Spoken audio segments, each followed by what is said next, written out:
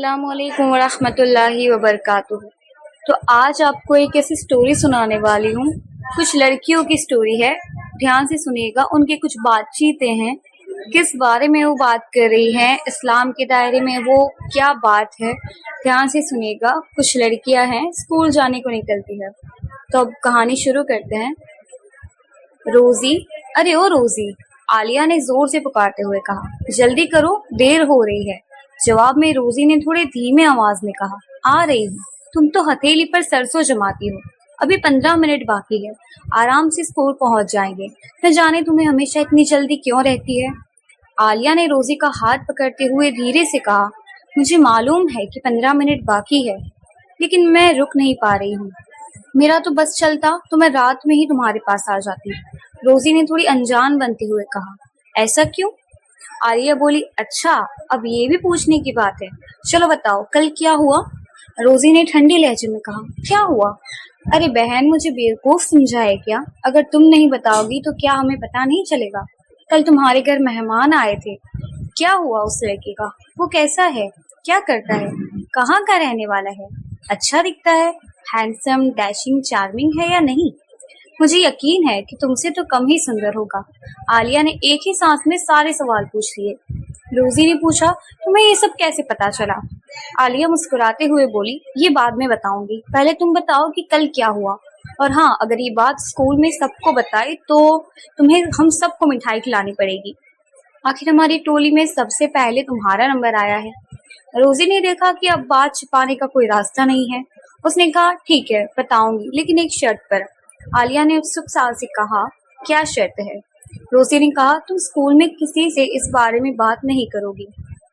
عالیہ نے ہنستے ہوئے کہا، یہ تو مشکل کام ہے، وعدہ نہیں کر سکتی، لیکن کوشش ضرور کروں گی کہ منہ بند رہے۔ اب جلدی بتاؤ۔ روزی نے کہا، ہماری دور کی پھوپھی کے لڑکے کا رشتہ آیا ہے، وہ چاہتی ہے کہ یہ رشتہ طے ہو جائے تاکہ گاؤں آنا جانا بنا رہے۔ پرانے رشتے تو ختم ہو چکے ہیں، اس لیے نئے رشتے کی بات چل رہی ہے۔ ابا نے لگ بھگ مان ہی لیا ہے، لیکن بھائی، امی اور میں گاؤں میں رشتہ نہیں کرنا چاہتے۔ عالیہ نے اتسک ہو کر پوچھا، اچھا یہ بتاؤ کہ لڑکا کرتا کیا ہے؟ روزی نے کہا، مولانا ہے۔ اتنا سنتے ہی عالیہ نے سڑک پر ہی زور سے چلا دیا، مولانا ہے؟ تم مولانا سے شادی کرو گی؟ روزی نے گھبراتے ہوئے اسے کھینچا، کیا کہہ رہی ہو، یہ سڑک ہے۔ عالیہ ہنستے ہوئے بولی، تم داڑھی والے سے شادی کرو گی؟ پورے راستے عالیہ کنکھیوں سے روزی کو دیکھ کر ہنستی رہی۔ روزی خود بھی اس رشتے سے خوش نہیں تھی، اس لیے عالیہ کی حرکتیں اسے اور زیادہ کھل رہی تھی۔ دونوں اسکول پہنچی اور کلاس اٹینڈ کی۔ انٹرول میں جب ساری سہیلیاں اکٹھا ہوئی تو عالیہ کی ہنسی پھر سے چھوٹ گئی۔ سب نے وجہ پوچھی تو روزی نے منع کرنے کے باوجود عالیہ نے بتا دیا کہ اس کی شادی ایک مولانا سے طے ہو رہی ہے۔ بس پھر کیا تھا، سب سہیلیوں کا ٹھاکا آسمان چڑھ گیا۔ رضیہ، جو عمر میں سب سے بڑی تھی، بولی، اس میں ہنسنے کی کیا بات ہے؟ شادی تو کسی نہ کسی سے ہونی ہی ہے، تو مولانا سے ہونے میں کیا برائی ہے؟ آخر مولانا بھی انسان ہی ہوتے ہیں، اور مجھے تو لگتا ہے کہ سماج میں سب سے زیادہ عزت والے اور شریف لوگ یہی ہوتے ہیں۔ رضیہ کی بات پر کچھ سہیلیوں نے ماتھا پکڑ لیا تو کچھ نے سوالیہ نگاہوں سے اسے دیکھا۔ اب سہیلیوں کے دو گٹ بن گئے، ایک عالیہ کے پکش میں اور دوسرا رضیہ کے ساتھ۔ عالیہ کا گٹ لگاتار ہنسی مذاق کر رہا تھا۔ رضیہ نے کہا، ذرا یہ بتاؤ کہ مولانا سے شادی کرنے میں برائی کیا ہے؟ اگر تمہیں مولانا پسند نہیں تو یہ تمہاری پسند ہو سکتی ہے، لیکن دوسری طرف سے بھی تمہیں ریجیکٹ کیا جا سکتا ہے، یہ بھی ان کی پسند کی بات ہوگی۔ جب عالیہ کو کوئی جواب نہیں سوچا تو اس نے وہی پرانا سوال اٹھا دیا، مولانا لوگ ہر چیز سے منع کرتے ہیں، لپسٹک مت لگاؤ، نیل پالش مت لگاؤ، یہاں مت جاؤ، وہاں مت جاؤ، پردے میں رہو، کسی طرح کی آزادی نہیں ملتی۔ جیسے ہی روزی نے اپنی بات پوری کی، رضیہ نے کہا، تو اصل پریشانی یہی ہے۔ اب مجھے یہ بتاؤ کہ جب ہم لڑکیاں کہیں بھی سیف نہیں ہیں، ایسے میں اگر ہمیں باہر اکیلے گھومنے پھرنے سے منع کیا جاتا ہے تو اس میں کیا غلط ہے؟ کیا ہمارے پیرنٹس بھی ایسا ہی نہیں کرتے؟ اور پردے کا آدیش تو مولوی لوگوں کا نہیں ہے، یہ اللہ کا حکم ہے، تو کیا اب اللہ کا حکم بھی سوال اٹھایا جائے گا؟ لپسٹک یا نیل پالش کو منع کرنا کون سی بری بات ہے؟ اگر نیل پالش لگی ہو تو غسل ہی نہیں ہوگا، لپسٹک میں بھی کچھ خرابی ہوگی تبھی تو منع کیا جاتا ہے۔ ان کا ہم سے کوئی بیر ہے کیا ہمیں روکنے میں ان کا لاکھوں کا کوئی فائدہ ہو رہا ہے؟ رضیہ کے ان سوالوں پر سب چپ ہو گئی۔ رضیہ نے سب کی خاموشی کو دیکھتے ہوئے اصل سوال داغ دیا، आप सब बताओ कि लड़का अच्छा होना चाहिए या बुरा। सबने एक सुर में कहा बेशक अच्छा होना चाहिए। रजिया बोली अब अच्छे की परिभाषा भी हो जाए ताकि समझने में आसानी हो। अच्छा चलो मैं ही परिभाषा बताती हूँ, आप लोग हाँ या ना में जवाब दे। अच्छे की परिभाषा यही तो है कि लड़का जुआरी, शराबी, बुरी आदतों वाला, नशेड़ी और आवारा न हो, कुछ काम करता हो ताकि बीवी बच्चों की परवरिश कर सके। सबने कहा बिल्कुल ऐसा ही है। रजिया ने जोर देकर कहा यही है ना, मैं सही कह रही हूँ। सबने कहा बिल्कुल सही बात है। रजिया ने कहा अगर मामला ऐसा है तो फिर ध्यान से सुनो, आलिम या हाफिज से अच्छा कोई लड़का हो मुझे ऐसा नहीं लगता। ये लोग दीन और दुनियावी दोनों नजरिए से अच्छे होते हैं। सबने हैरान होकर आंखें फाड़ दी। आलिया ने बेख्याली में कहा अब इतना भी मत बढ़ाओ जो संभाला ना जा सके। रजिया ने कहा मेरी बात पूरी सुन तो लो, और फिर बोलती चली गई। बताओ जरा दुनिया में कौन ऐसा है जिसके बारे में ये कहा जा सके कि शादी के बाद भी वो जुआ, शराब या बुरी आदतें नहीं करेगा। आप लोग बताओ क्या कोई गारंटी है। सबने कहा नहीं। रजिया ने कहा शादी से पहले उनके बुरे कर्म माता पिता छुपाते हैं, लेकिन मौलवी लोगों के साथ ऐसा नहीं है। वो जैसे शादी से पहले इन बुराइयों से दूर होते हैं वैसे ही शादी के बाद भी दूर रहते हैं, और ये सोचा भी नहीं जा सकता कि कोई मौलाना ऐसा करेगा। हमने आज तक नहीं देखा। हाँ कुछ दाढ़ी टोपी वाले कभी कभी गलत काम करते हैं, पर इसमें मौलवी लोगों का क्या कसूर, दूसरों का क्या कसूर, जो करते हैं वो भुगते। ये तो वही बात हुई कि करे कोई भरे कोई। जहाँ ये पक्का यकीन है कि हमारा पति गलत कामों में शामिल नहीं होगा वहाँ हम शादी करने से डरते हैं, और जहाँ कोई भरोसा नहीं है वहाँ हम शादी के लिए मरते हैं। जिंदगी वहाँ सुकून से कटेगी जहाँ हमारे पति और उसके परिवार वाले सुकून से रहे, वहाँ नहीं जहाँ आए दिन शराब और जुआ करने वाले लोग हो। घर का एक भी सदस्य अगर जुआरी या शराबी है तो पूरा घर जिंदगी भर परेशान रहता है। रही बात आजादी की तो ये भी एक सफेद झूठ है। क्या मौलाना लोग अपनी पत्नी और बच्चों को लेकर कहीं नहीं जाते? बिल्कुल जाते हैं, लेकिन वही जाते हैं जहां उनको सही लगता है। मेलों, ठेलों, झूलों या बार वगैरह में ले जाना जरूरी नहीं समझते। इन सारी जगहों के हालात आप भी अच्छी तरह जानती हैं।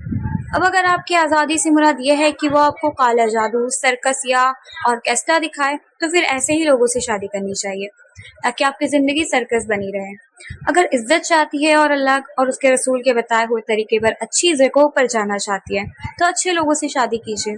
मौलाना लोग आपको इन जगहों से नहीं बचाते बल्कि आपकी इज्जत की हिफाजत करते हैं। जहाँ मेलों में गुंडे आपकी इज्जत को तार तार करने के लिए घूमते रहते हैं। बोलो ऐसा ही है। सबने कहा हाँ यही तो है। रजिया बोली अब एक फायदे की बात और सुन लो। और रोजी तुम इस रिश्ते से बिल्कुल परेशान मत हो, तुम कभी भी बेसुकून और बेचैन महसूस नहीं करोगी। रिस्क का जिम्मा अल्लाह का है।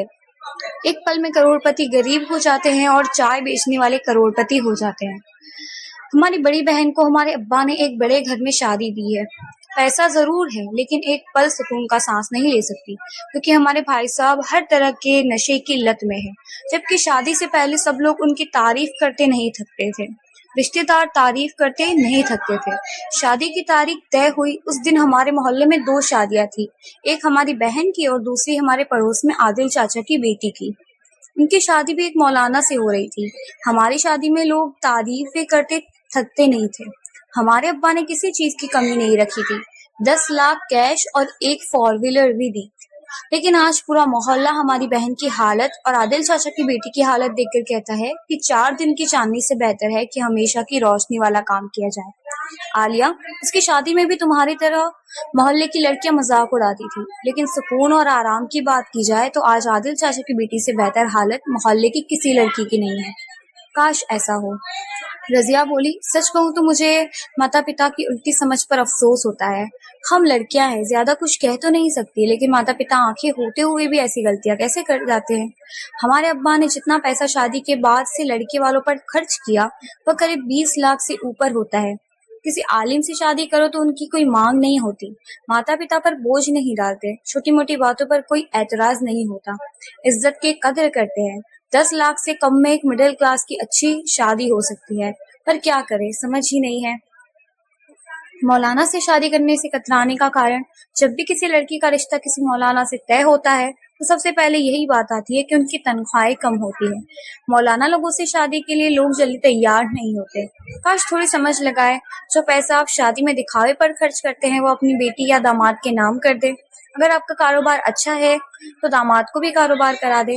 اگر وہ کاروبار نہیں کرنا چاہتے تو جہاں وہ مسجد یا مدرسے میں جڑے ہو اسی میں لگے رہیں. باقی پیسہ ضرورت پر رکھیں. جتنا پیسہ دوسروں کو دیتے ہیں نہ ہی مولانا لوگ کو دے دے تو وہ بیٹیوں کو رانی بنا کر رکھیں گے. مولانا لوگ نہ نشہ کرتے ہیں، نہ مار پیٹ کرتے ہیں، نہ روز کے جھگڑے ہوتے ہیں، نہ طلاق تک کی نوبت آتی ہے. پھر بھی ماتا پتا اور لڑکیاں دونوں ان لوگوں کی طرف دھیان نہیں دیتے. لڑکیوں نے جب رضیہ کی بات کو ٹھنڈے دماغ سے سنا تو انہیں لگا کہ رضیہ دیدی بالکل صحیح کہہ رہی ہے.